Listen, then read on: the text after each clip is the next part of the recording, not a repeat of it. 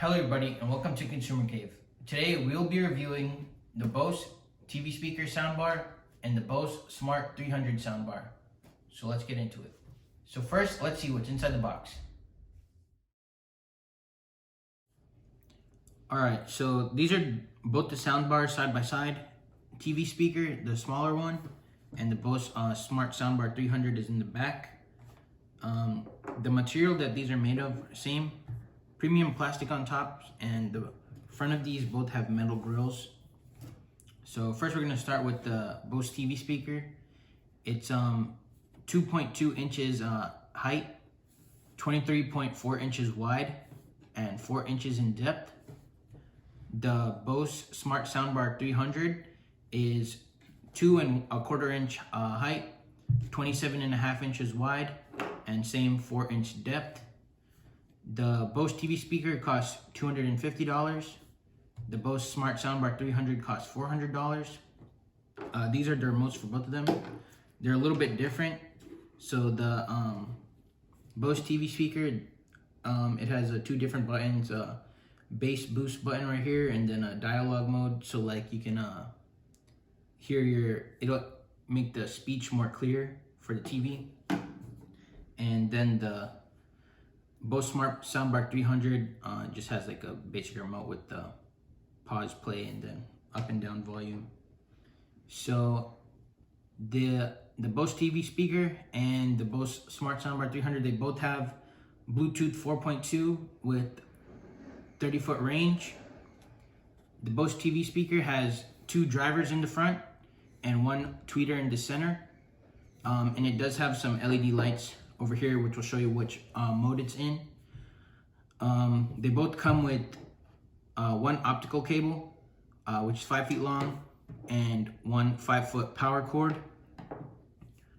If you would like to hook up a bass module to the Bose TV speaker, you need to get an additional, it cannot be connected wirelessly.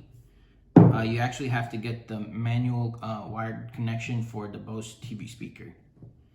And while we're here, on the back it has HDMI ARC input, optical input, auxiliary cable, USB, and the bass module cable right there.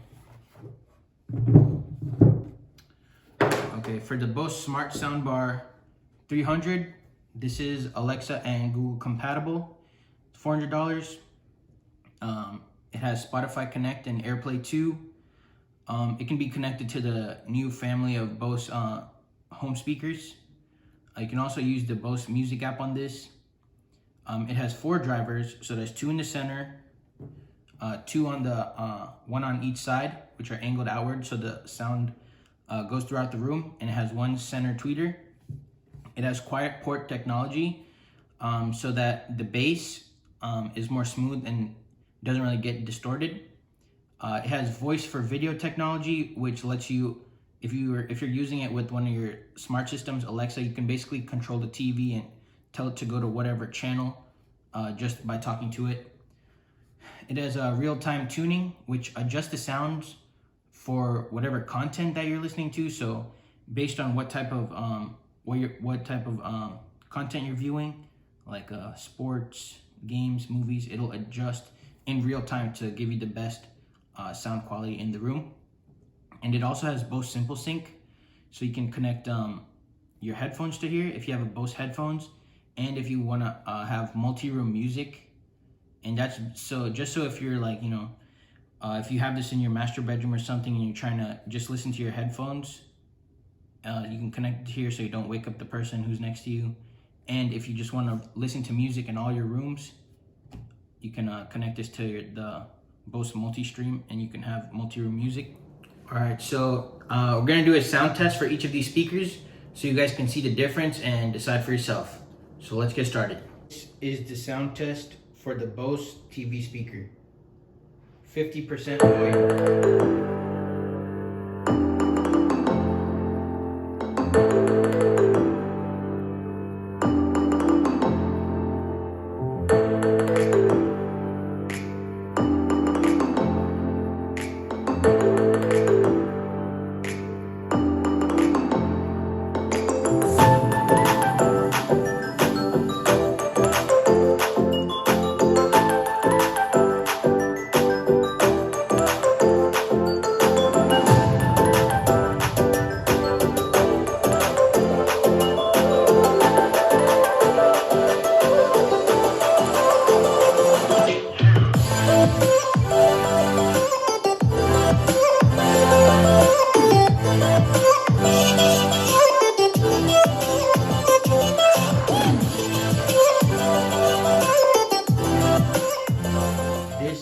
sound test for the Bose Smart Soundbar 300, 50% volume.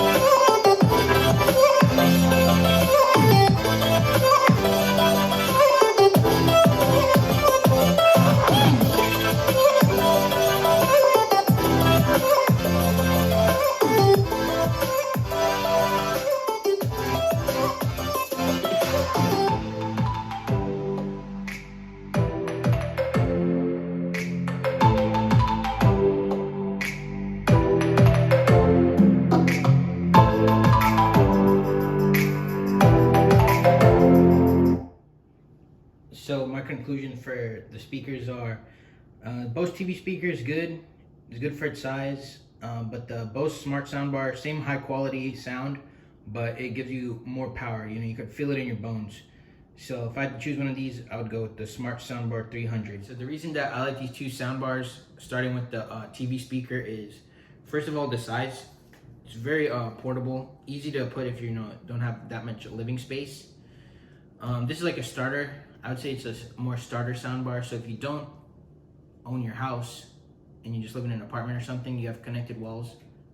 Both of these soundbars are good, but I'd go with the small one.